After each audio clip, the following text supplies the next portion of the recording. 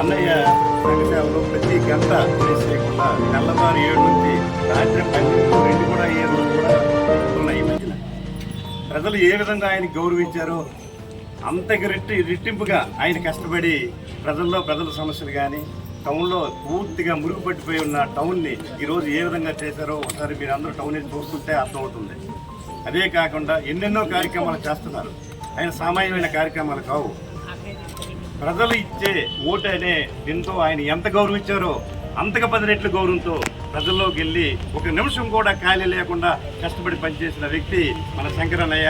అది ముఖ్యంగా నాకు చాలా గర్వకారణమని తెలియజేస్తున్నాను. ఎందువల్లంటే ప్రజల్లోకి వెళ్ళాం, డోర్ టు డోరు ప్రతి మనిషిని కలిసి మా కష్టాలు ఏదో ఎమ్మెల్యే గారంటే ఇలా ఉండాలని చెప్పాం. అదేవిధంగా మా మాట మీద ఆయన మాకు గౌరవించి ఎన్నెన్నో కార్యక్రమాలు చేసుకుని వెళ్తున్నారు. మాకు అది చాలా గర్వకారణం.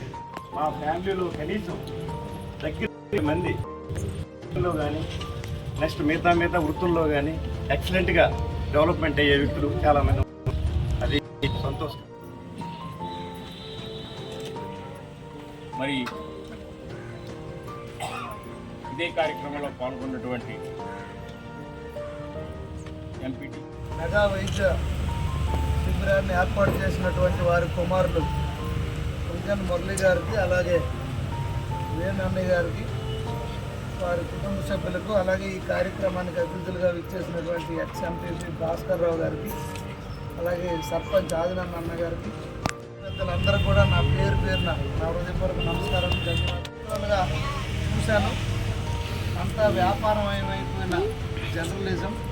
అలాంటి సందర్భంగా మంచి విలువలతో కూడుకున్న ఒక పేపర్ రన్ చేస్తూ ఆయన జర్నలిజం సంఘాలకు అధ్యక్షుడిగా ఉంటూ ఒక మంచి జీవితాన్ని ఆయన గడుపుతున్నారు. అలాగే ఇప్పుడే వారి ఫ్యామిలీ మెంబర్స్ అందరూ పరిచయం అయ్యారు. చాలామంది డాక్టర్స్ ఇప్పుడే మామ చెప్పినట్టు నెక్స్ట్ టైం ఇప్పుడే వాళ్ళే ఉన్నారు. మ్యాక్సిమం డిపార్ట్మెంట్ పెథాలజీ ఏంటి టెస్ట్ చేసే వాళ్ళు ఉన్నారు, ఆపరేషన్ చేసే వాళ్ళు ఉన్నారు, అలాగే ఆర్థోపెడిక్ ఉన్నారు, గైనిక్ ఉన్నారు, మెడిసిన్